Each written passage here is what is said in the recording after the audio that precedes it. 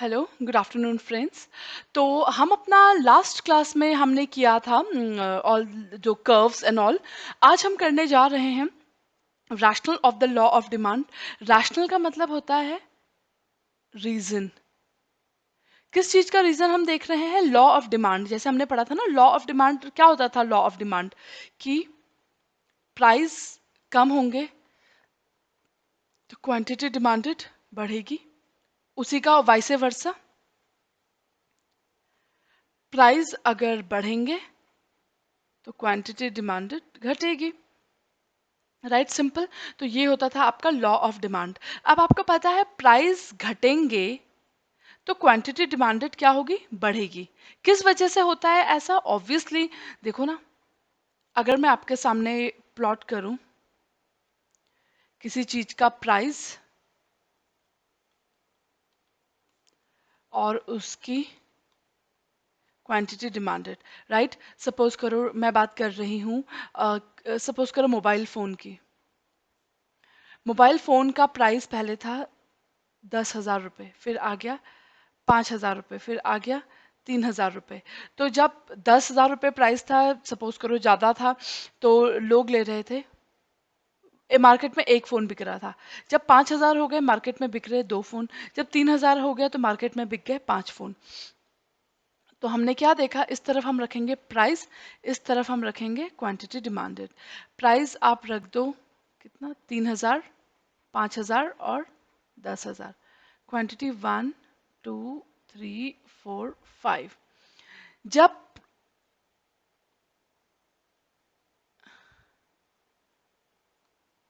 ठीक है,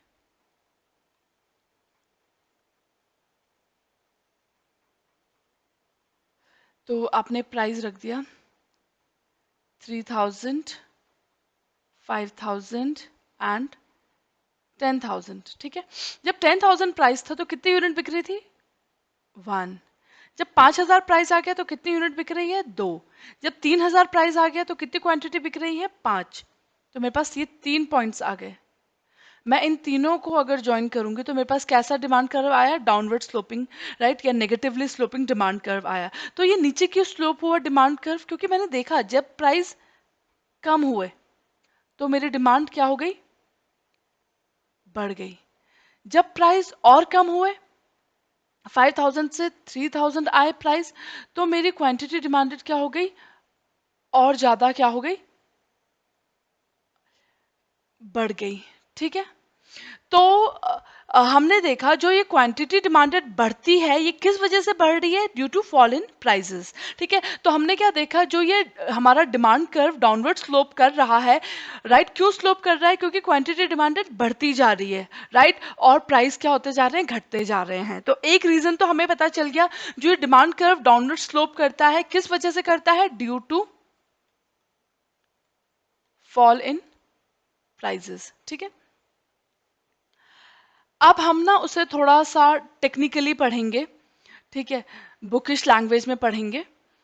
तो देखते हैं rational of the law of demand. पहला है law of diminishing marginal utility.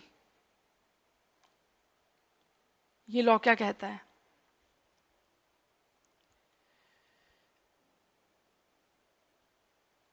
तो देखते हैं law of diminishing marginal utility. Marginal utility का मतलब क्या होता है कि आपको कितना, मार्जिनल यूटिलिटी का मतलब क्या होता है कि 1 एक्स्ट्रा यूनिट कंज्यूम करके जो आपको क्या मिल रहा है? एक्स्ट्रा सेटिस्फैक्शन मिल रहा है, उसी को हम बोलते हैं मार्जिनल यूटिलिटी। जैसे चॉकलेट, और इधर हमने लिख दिया मार्जिनल यूटिलिटी मतलब सेटिस्फैक्शन।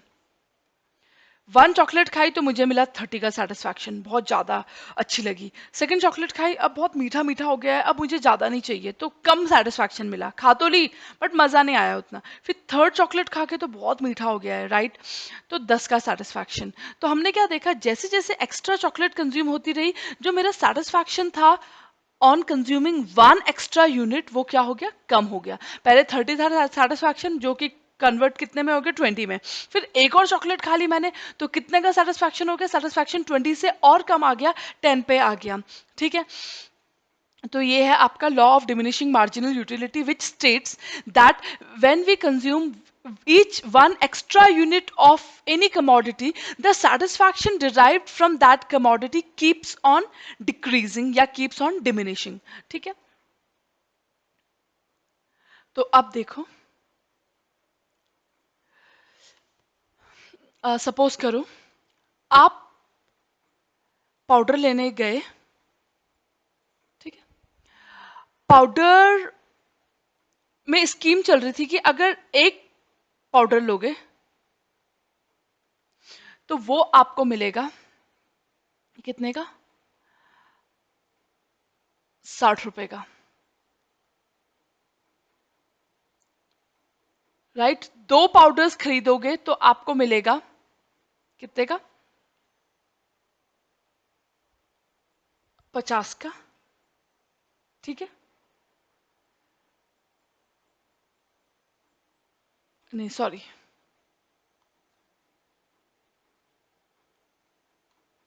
फिर से समझते हैं इस एग्जाम्पल को।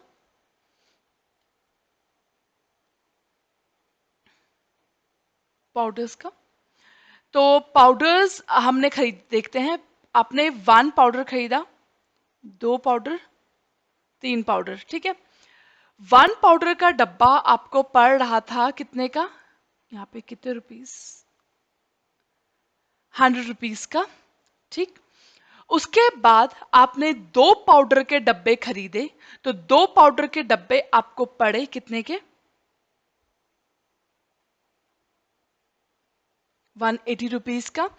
फिर आपने तो देखो टेक्निकली देखा जाए तो यहाँ पे पर पाउडर का डब्बा कितने का पड़ रहा है, 90 रुपीस का। यहाँ पे पर पाउडर का डब्बा कितने का पड़ रहा है आपको, 100 रुपीस का। फिर जब आपने 3 पाउडर्स खरीदे तो 3 पाउडर्स आपको पड़े, 1 मिनट, तो यहाँ पे मैं लिख लेती हूँ इसको,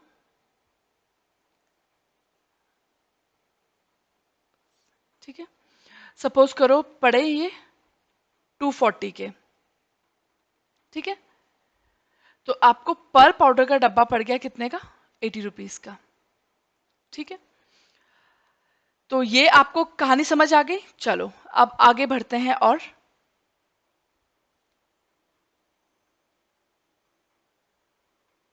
चलो इसी के बगल में ही समझा देती हूँ। चलो अब मैं बात करती हूं सेटिस्फैक्शन की।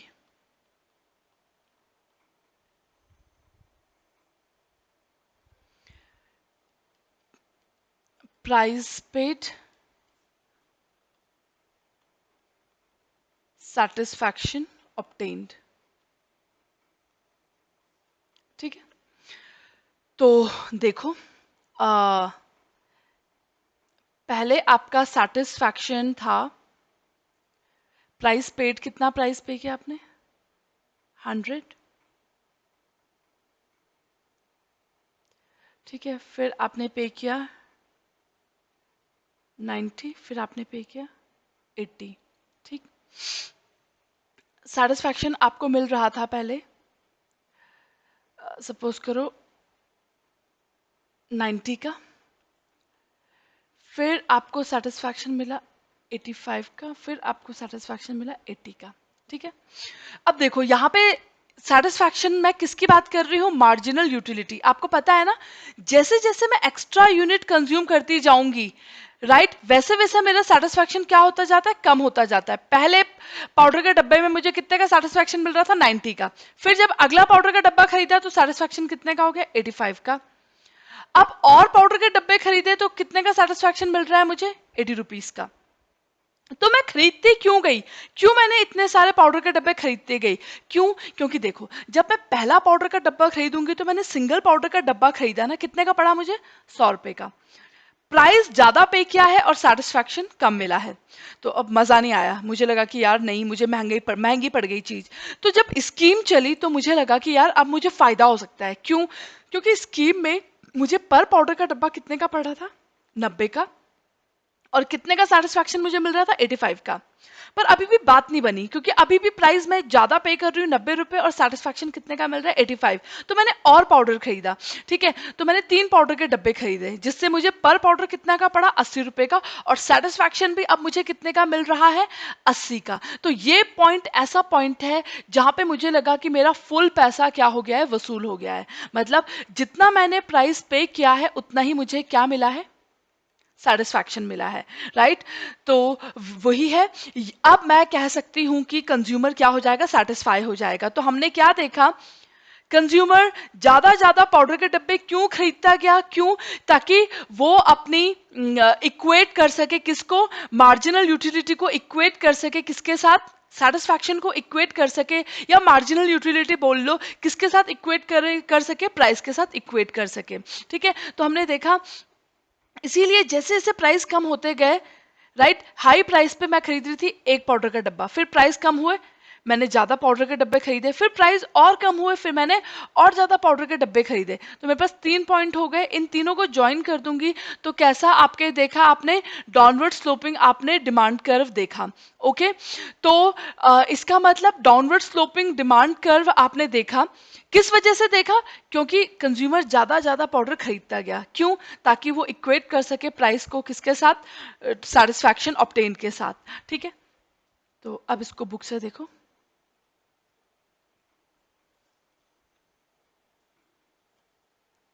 According to Marshall, consumer has diminishing marginal utility. हमने देखा जैसे जैसे आप चीजें कंज्यूम करते जाएंगे आपकी यूटिलिटी कम होती जाएगी। पहले पाउडर के डब्बे से कितनी यूटिलिटी मिली? 90, फिर 85, फिर 80। देखो अपने डायग्राम में। ठीक है, तो he is induced to buy, तो एक रैशनल, एक दिमाग वाला कंज्यूमर, ही विल नॉट पे मोर फॉर लेसर सेटिस्फैक्शन। देखो ना, आप अपने डायग्राम को देखो, यहां पे आप पे कितना कर रहे थे? ज्यादा, 90, पर आपको सेटिस्फैक्शन कितने का मिल रहा था? 85। इसीलिए you were induced to buy more powder, आपने और पाउडर के डब्बे खरीदे। ठीक है, इसलिए he is induced to buy additional units only when price are lower. ठीक है, तो यही कॉन्सेप्ट है। ये पूरी प्रक्रिया क्या है? कंज्यूमर वहां तक खरीदता गया जहां पे उसको लगा कि सेटिस्फैक्शन ऑब्टेन्ड किसके बराबर हो गया? प्राइस के बराबर। सिंपल शब्दों में बोला जाए कि जितना मैंने प्राइस पे किया है मुझे उतना ही क्या मिल गया है? सेटिस्फैक्शन मिल गया है। तो इस वजह से वो पाउडर के डब्बे खरीदता गया। राइट, और उस वजह से जब क्या हुआ? जब ज्यादा डब्बे खरीदे गए, राइट, कम प्राइस होते गए, प्राइस कम होते गए, डब्बे ज्यादा खरीदते गए, एज अ रिजल्ट हमारे पास कैसा कर्व आया? डाउनवर्ड स्लोपिंग डिमांड कर्व आया। तो डाउनवर्ड स्लोपिंग डिमांड कर्व के पीछे पहला रीजन क्या था? Law of diminishing marginal utility. उसके बाद है अगला प्राइस इफेक्ट। प्राइस इफेक्ट में इन्होंने दो चीजें दे रखी है, एक है सब्स्टिट्यूशन इफेक्ट, एक है इनकम इफेक्ट। तो ये सब्स्टिट्यूशन इफेक्ट क्या कहता है?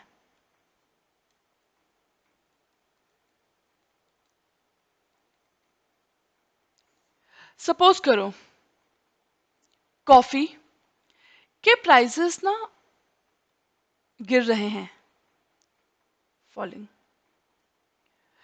कंटिन्यूअसली गिर रहे हैं।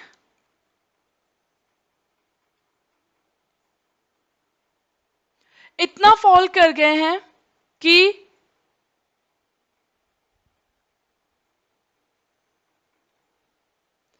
they have fallen too much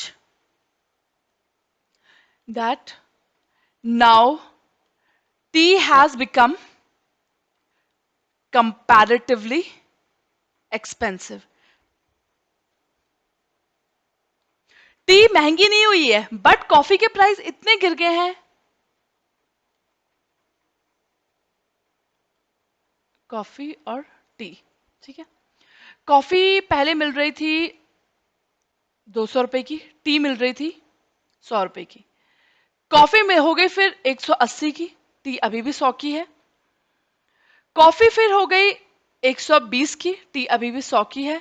coffee फिर हो गई 80 की, टी अभी भी 100 की है। राइट तो कॉफी के प्राइस इतने गिर गए हैं कि अब वो उसके सामने टी के प्राइसेस क्या हो गए, महंगे हो गए हैं। एज अ रिजल्ट जो टी के कंज्यूमर है वो किस तरफ शिफ्ट करेंगे, वो अब कॉफी पीना शुरू कर देंगे। कंज्यूमर्स शिफ्ट हो जाएंगे, टी के कंज्यूमर्स किस तरफ शिफ्ट हो जाएंगे, कॉफी के तरफ शिफ्ट हो जाएंगे। तो हमने क्या देखा, ये हम कॉफी का बना रहे हैं कर्व, कॉफी की क्वांटिटी डिमांडेड और कॉफी के प्राइस। ठीक है, पहले कॉफी के प्राइस 200 थे, 180, 120, 80। ठीक है, तो जब कॉफी के प्राइसेस 200 थे तो कितने कंज्यूमर्स खरीद रहे थे, कितनी क्वांटिटी डिमांडेड हो रही थी, सपोज करो 10 केजी। फिर 180 हो गए तो 12 केजी। फिर 120 हो गए तो 13 केजी। जैसे 80 हुए तो हमने क्या देखा, जब ये 80 हो गए तो ये इतनी सस्ती हो गई कि ये टी के प्राइसेस से भी बहुत कम हो गई। तो टी के कंज्यूमर्स भी किस तरफ आ गए, कॉफी की तरफ। तो अब तो 80 रुपए पे कॉफी के कंज्यूमर्स बहुत ज्यादा हो गए, 25 हो गए। किस वजह से इतने ज्यादा हुए, क्योंकि टी वाले भी यहां आ गए and as a result coffee की क्वांटिटी डिमांडेड क्या हो गई, बहुत ज्यादा बढ़ गई, 25 तक आ गई। तो हमने देखा ये हमारा डाउनवर्ड स्लोपिंग आया कर्व। किस वजह से ये डाउनवर्ड स्लोपिंग हुआ, क्योंकि अब कॉफी इतनी सस्ती हो गई है कि वो टी से सस्ती हो गई है एंड एज अ रिजल्ट 80 रुपए में कॉफी की क्वांटिटी डिमांडेड क्यों बढ़ गई है इतनी ज्यादा, क्योंकि कॉफी के एग्जिस्टिंग कस्टमर्स तो हैं, साथ ही साथ किसके कस्टमर्स भी आ गए, टी के कस्टमर्स भी इधर आ गए हैं। तो देखो, पढ़ना शुरू करो। When price of a commodity falls, यहाँ पे किसके प्राइस फॉल हो रहे हैं, coffee, it becomes relatively cheaper than other commodities. ठीक है, तो इट इंड्यूसेस, उससे क्या होता है, consumers to substitute the commodity whose price has fallen for other commodities. अब मैंने कॉफी को किस जगह यूज करना शुरू कर दिया, टी की जगह यूज करना शुरू कर दिया है, क्योंकि अब मुझे टी कंपैरेटिवली क्या लगने लग गई है, रिलेटिवली एक्सपेंसिव। ठीक, तो this is called substitution effect. अब नेक्स्ट है आपका इनकम इफेक्ट। इनकम इफेक्ट क्या होता है, देखो एप्पल, सपोज करो आपके पास 400 रुपए हैं, आपको इसको खर्च करने हैं। एप्पल मार्केट में आप पूछने गए, एप्पल का रेट चल रहा है 400 रुपए पर केजी, आपने ले लिया 1 केजी एप्पल। फिर एप्पल के प्राइस कम हो गए, 200 रुपए हो गए, 200 रुपए पर केजी। तो नाउ यू कैन बाय कितना केजीज, 2 केजीज ऑफ एप्पल। ठीक है, तो हम इसको प्लॉट कर देते हैं। इधर हम एप्पल के करेंगे प्राइसेस, आपको पता है इस एक्सिस में प्राइस आता है। पहले हम 200 प्राइस, फिर 400 प्राइस। इधर क्वांटिटी ऑफ एप्पल कर देते हैं 1 केजी, 2 केजी। 400 रुपए में कितनी केजी बिक रही थी, 1 केजी। 200 रुपए में कितनी बिक रही है, 2 केजी। तो देखो, जब प्राइस कम आए तो हमारी क्वांटिटी डिमांडेड क्या हो गई, बढ़ गई। तो हमारा डिमांड कर्व कैसा आ गया, डाउनवर्ड स्लोपिंग आ गया। तो अब देखो, जो ये वाला ऑप्शन है ना, जब 200 रुपए हुए सेब के प्राइसेस, तो अब आप कितना केजी खरीद रहे हैं, 2 केजी। यहाँ पे आप एक और चीज भी तो कर सकते थे, 1 केजी ही खरीदते रहिए और कितने रुपए बचेंगे अब आपके पास, 200 रुपए अब आप क्या कर पा रहे हैं, सेव कर पा रहे हैं। क्या ये, इसका मतलब ये आपकी क्या हो गई, क्या आपकी आमदनी बढ़ी है कि आपके पास 200 रुपए एक्स्ट्रा बच रहे हैं, नहीं। ये 200 रुपए एक्स्ट्रा क्यों बच रहे हैं, क्योंकि एप्पल के प्राइसेस क्या हो गए हैं, कम हो गए हैं। तो इस 200 रुपए को मैं बोलूंगी मेरी क्या बढ़ गई है, real income, real income has increased. ठीक है, तो हमने देखा when the price of commodity falls consumer can buy same quantity of the commodity with lesser money, right. और या फिर वो क्या कर सकते हैं, he can buy more of the same commodity with the same amount of money. या तो वो 2 केजी खरीद ले, या फिर वो 1 केजी ही खरीदता रहे और कितने रुपए बचा ले, 200 रुपए बचा ले। उसके बाद अगला रीजन जो हमारा डाउनवर्ड स्लोपिंग के पीछे होता है, जो ये हमारा डिमांड कर्व है, ये डाउनवर्ड स्लोपिंग है, नीचे को स्लोप करता है। इसके पीछे एक और वजह है, अराइवल ऑफ न्यू कंज्यूमर्स। इसका क्या मतलब हुआ, अब देखो,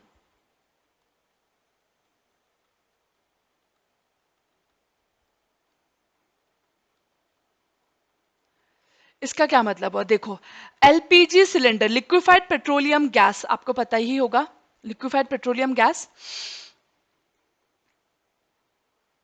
एलपीजी। पहले एलपीजी था 2000 रुपए का, तो खरीद रहे थे 10 लोग। अब एलपीजी सिलेंडर हो गया 800 रुपए का, तो 50 लोग खरीदने लग गए हैं। जो गरीब लोग पहले अफोर्ड नहीं कर पाते थे इतने महंगे प्राइसेस की वजह से, अब 800 रुपए में वो भी क्या कर पा रहे हैं, अफोर्ड कर पा रहे हैं। तो अब मैं अगर इसका ग्राफ बनाऊं, राइट, तो आपको वो ग्राफ कैसा दिखेगा? देखो, एलपीजी का 2000 प्राइस और 800 प्राइस। 2000 पे कितने क्वांटिटी डिमांड हो रही थी? 10। जब 800 रुपए हुआ प्राइस तो कितनी क्वांटिटी बिकने लगी? 50।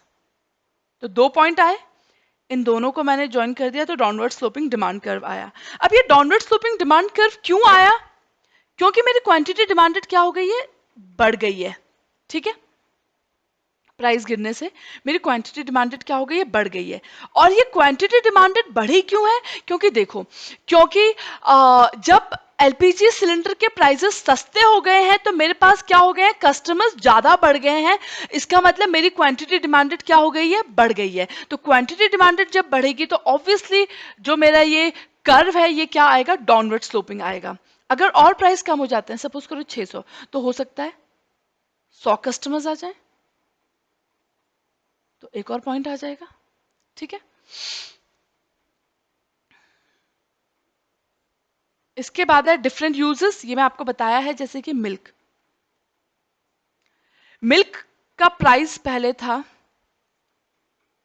80 रुपए पर केजी, तो आप कितना क्वांटिटी परचेज करे थे? 1 केजी। अब मिल्क का प्राइस हो गया है 50 रुपए पर केजी, तो आप खरीद रहे हैं 3 केजी मिल्क। तो अगर मैं इसको प्लॉट करूं, मिल्क का 50 रुपए, 80 रुपए, 80 रुपए पे कितनी क्वांटिटी खरीद रहे थे? 1। 50 रुपए पे कितनी क्वांटिटी खरीद रहे हैं? 3। तो मेरा आ गया डाउनवर्ड स्लोपिंग डिमांड कर्व। क्यों आया डाउनवर्ड स्लोपिंग डिमांड कर्व? क्योंकि जैसे ही मिल्क के प्राइस कम हुए, मैंने मिल्क की क्वांटिटी डिमांडेड ज्यादा बढ़ा दी। क्यों बढ़ाई मैंने मिल्क की क्वांटिटी डिमांडेड? क्योंकि जब मिल्क सस्ता हो गया है, अब मैं उसको कई सारे और यूजेस में भी ला सकती हूँ। जैसे कि अब मैं घी भी घर पे बना सकती हूँ, पनीर भी घर पे बना सकती हूँ, कर्ड भी घर पे बना सकती हूँ, राइट, मिठाई भी बना सकती हूँ, etcetera etcetera. On the contrary अगर मैं लूं मेडिसिन,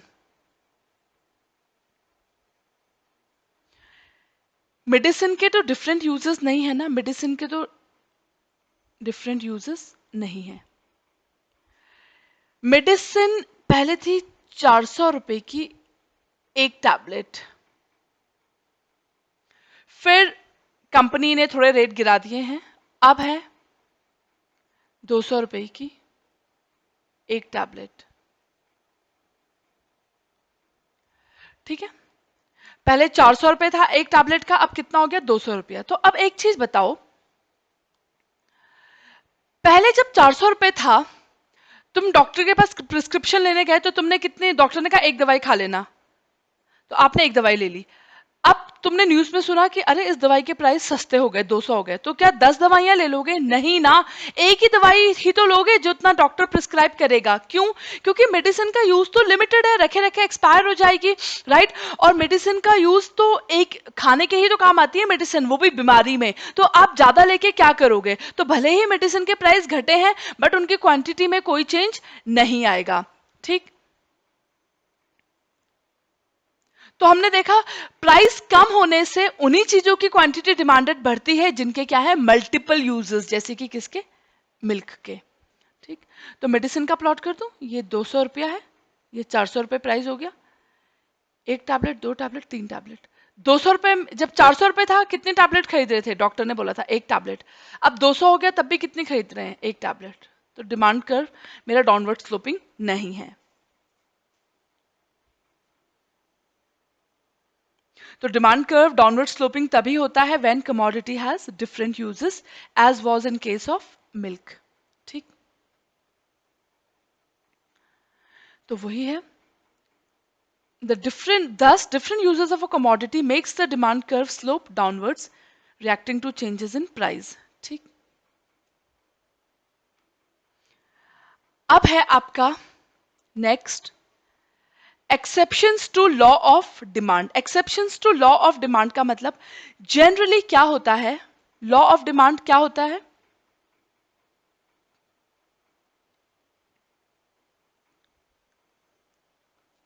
भाई?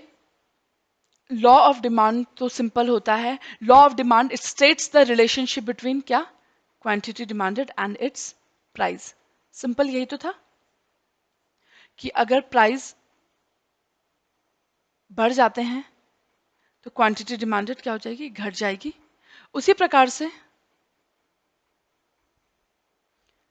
अगर प्राइस घटेंगे तो क्वांटिटी डिमांडेड बढ़ेगी। Simple, this is your law of demand. ठीक, तो लॉ ऑफ डिमांड ये सबको पता है कि प्राइस बढ़ेंगे तो क्वांटिटी डिमांडेड कम होगी।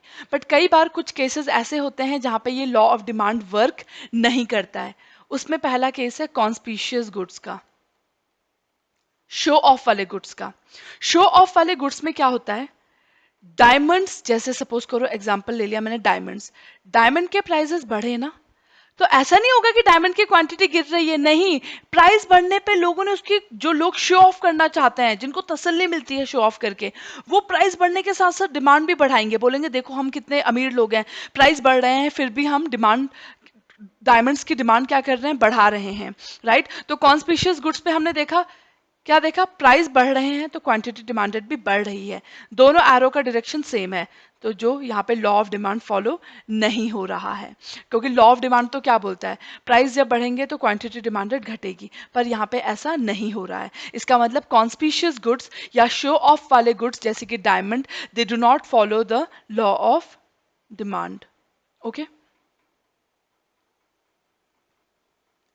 तो जो आर्टिकल्स ऑफ प्रेस्टीज वैल्यू होते हैं, स्नॉब अपील, शो ऑफ वाले, या आर्टिकल ऑफ कॉन्स्पिशियस कंजम्पशन, जो अल्ट्रा रिच लोग कंज्यूम करते हैं, वो तो और ज्यादा अट्रैक्टिव होते हैं अगर उनके प्राइसेस बढ़ जाते हैं। तो ऐसे articles will not follow law of demand. ठीक है, तो इसको हम वेबलेन इफेक्ट, याद करो वेबलेन इफेक्ट क्या था, या प्रेस्टीज गुड्स इफेक्ट भी बोलते हैं। ठीक है, तो डायमंड्स इसका एग्जाम्पल है। तो हायर जब इनके प्राइस होंगे डायमंड्स के, तो उसकी डिमांड भी बढ़ जाएगी, एंड एज अ रिजल्ट वो लॉ ऑफ डिमांड फॉलो नहीं करते। उसके बाद है आपका गिफन गुड्स। गिफन गुड्स भी आपका लॉ ऑफ डिमांड फॉलो नहीं करते। ठीक है, गिफन गुड्स जनरली हम इंफीरियर गुड्स इनको बोलते हैं। यहां पे क्या देखा आपने? इंफीरियर गुड्स जैसे मैं बात कर रही हूँ, एक एग्जाम्पल इसका बहुत ही इंपॉर्टेंट एक है, जो कि काफी टाइम से इकोनॉमिक्स की बुक्स में आता है, एक जैसे ब्रेड एंड मटन, या मीट, इसका वर्ड यूज किया गया है मीट। एक पुअर आदमी है, वो दिन का कमाता है 100 रुपया। ठीक है, ब्रेड आता है सपोज करो 20 रुपए का, और मीट का एक स्टैंडर्ड पैकेट बना हुआ है, उससे कम नहीं आता। मीट मीट का एक स्टैंडर्ड पैकेट बना है, वन स्टैंडर्ड पैकेट मीट का कितने का आता है? 80 का। तो 20 रुपए की वो ब्रेड ले लेता है और 80 का वो ले लेता है क्या? मीट। ओके, तो देखा उसने 100 रुपीज कैसे खर्च कर दिए? पहला केस, 20 रुपए उसने ब्रेड ले ली और 80 रुपए की मीट ले ली, तो 100 रुपए खर्च हो गए। अब क्या हुआ? ब्रेड का प्राइस महंगा हो गया, कितना हो गया? 30 रुपया। पुअर के पास कितना कमा रहा है वो? उसकी 100 रुपए की दिहाड़ी है पर डे की। अब अगर वो 30 की ब्रेड लेगा तो मीट के लिए पैसे नहीं बचेंगे। ठीक है, तो जब वो मीट खरीद ही नहीं सकता अब, राइट, तो वो क्या करेगा? एक पैकेट ले रहा था, किसका? ब्रेड का। तो वो अपना पेट भरने के लिए, क्योंकि अब वो मीट नहीं खरीद सकता, तो वो ब्रेड के ही कितने ले लेगा? 2 packets. As a result he will spend कितना रुपीज ऑन ब्रेड? 2 पैकेट खरीदे, तो कितना हो गया ब्रेड पे खर्च कर रहा है वो? 60 रुपए। तो यहाँ पे आपने एक अनयूजुअल सी चीज नोटिस करी, ब्रेड के प्राइसेस बढ़े बट फिर भी ब्रेड की क्वांटिटी डिमांडेड क्या हो गई? बढ़ी। क्यों? क्योंकि देखो, ब्रेड 20 रुपए का है, तो अभी भी वो मीट से काफी सस्ता है। भले ही उसके प्राइस 30 हो जाए, फिर भी वो मीट से सस्ता है। भले ही उसके प्राइस 40 हो जाए, फिर भी वो मीट से सस्ता है। तो जब इंफीरियर गुड्स के प्राइस बढ़ते हैं, तो कंज्यूमर उनकी डिमांड कम करने की जगह और ज्यादा क्या कर देता है? बढ़ा देता है, राइट। तो हमने वही देखा, प्राइस बढ़ने के साथ साथ उनकी क्वांटिटी डिमांडेड भी क्या हो गई? बढ़ गई। तो क्या यहाँ पे लॉ ऑफ डिमांड फॉलो हुआ है? नहीं हुआ है, क्योंकि लॉ ऑफ डिमांड तो क्या बोलता है? प्राइस बढ़ेगा तो क्वांटिटी डिमांडेड क्या होगी? घटेगी। पर यहाँ पे ऐसा नहीं हो रहा है। तो हमने देखा गिफन गुड्स के केस में क्या नोटिस किया आपने?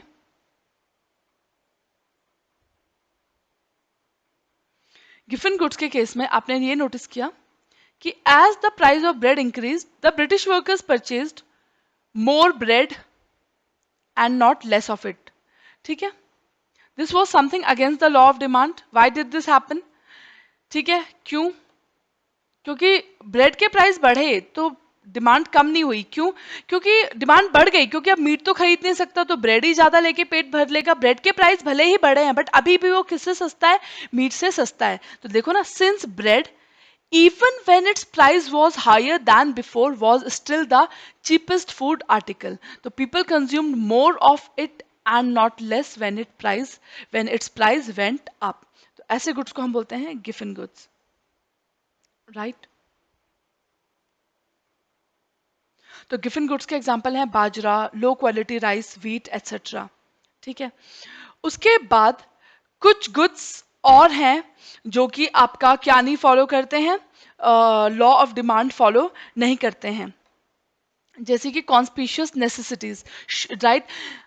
जैसे कि आप जिस सोसाइटी में रह रहे हैं, राइट, आप किसी पर्टिकुलर लाइफ स्टाइल के हैबिचुअल हो जाते हो कि आप फिर, जैसे एलपीजी सिलेंडर हमारी अब हैबिचुअल हो चुका है कि खाना बनाना है तो एलपीजी सिलेंडर।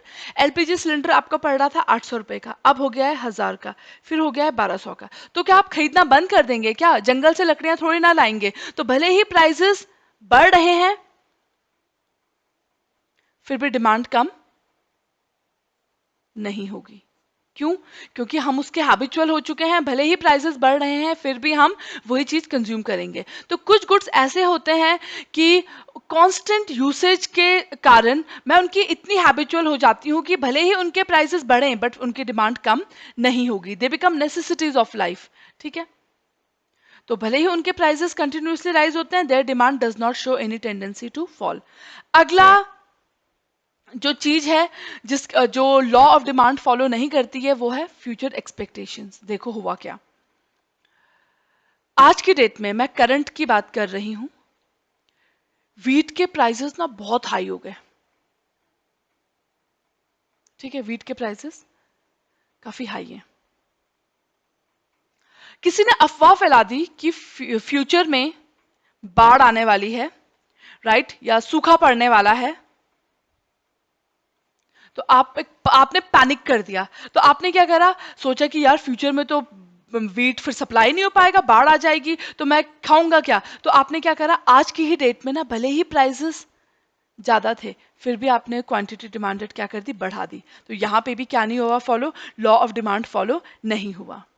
ठीक है, या फिर वॉर, आपको लग रहा है फ्यूचर में वॉर होने वाला है, तो करंट में भले ही प्राइसेस हाई हो, आपकी क्वांटिटी डिमांडेड हाई हो जाएगी। ठीक, तो ये था आपका future expectation about prices.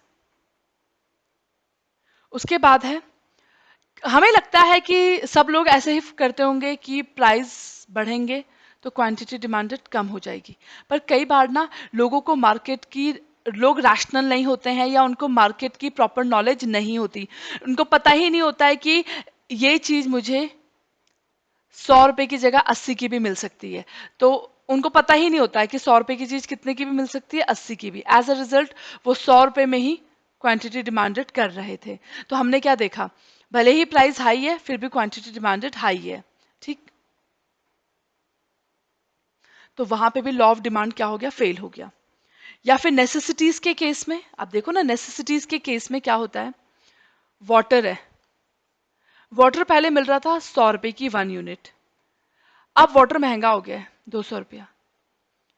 Suppose करो 100 रुपए की मिल रही थी 3 यूनिट्स, ठीक है चलो, अब वाटर हो गया है महंगा 200 रुपए का, तो क्या वाटर की क्वांटिटी डिमांडेड कम कर दोगे? नहीं, क्योंकि वाटर एक एसेंशियल चीजें हैं, एसेंशियल है, तो वाटर के प्राइस बढ़ेंगे तो भी इसकी डिमांड फॉल नहीं होगी, राइट, क्योंकि वो क्या है, एसेंशियल चीज है, काफी इंपॉर्टेंट चीज है। ओके,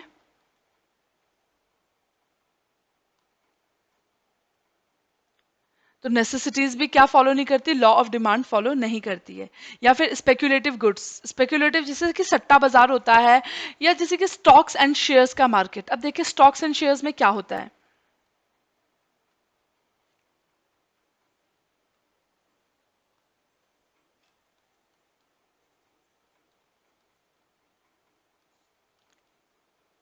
शेयर्स वगैरह में क्या होता है, सपोज करो शेयर का प्राइस एक पहले दिन था 20 रुपए, अगले दिन था 30 रुपए, फिर हो गया 40 रुपए। तो तुम्हारे मन में लालच आया कि यार शेयर का प्राइस तो दिन प्रतिदिन बढ़ता जा रहा है, तो इससे पहले कि और बढ़े 50 रुपए हो जाए, मुझे आज ही कितने रुपए में खरीद लेना चाहिए, 30 रुपए में खरीद लेना चाहिए। क्योंकि देखो ना 60 हो गया, 70 हो गया, और ट्रेंड को देख के लगता जा रहा है कि रोज ही क्या हो गया, शेयर के प्राइसेस क्या होते जाएंगे, बढ़ते जाएंगे।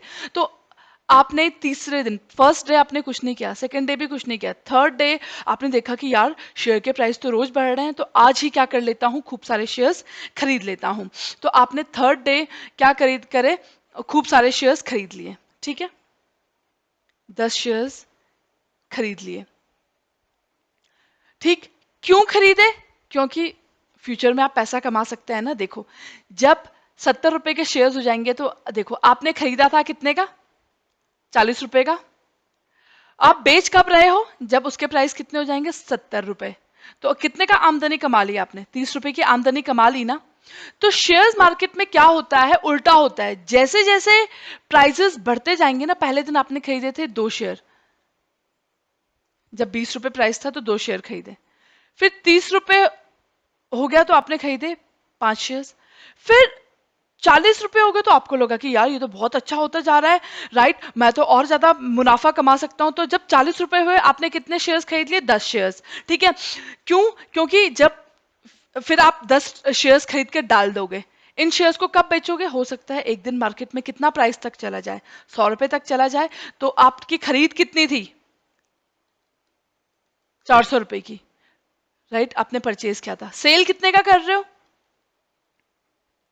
1000 का, कितने का मुनाफा कमा रहे हो आप, 600 रुपए का, ठीक है। तो वही है, शेयर्स मार्केट में उल्टा होता है, जैसे जैसे प्राइसेस बढ़ते जाते हैं, शेयर्स की डिमांड बढ़ती जाती है। तो यहां पे भी लॉ ऑफ डिमांड फॉलो नहीं हुआ। तो स्पेकुलेटिव गुड्स के केस में भी लॉ ऑफ डिमांड फॉलो नहीं होता है। ओके, तो ये हम कर चुके हैं स्पेकुलेटिव गुड्स। बाकी एक्सपेंशन एंड कंट्रैक्शन हम कर चुके थे, राइट।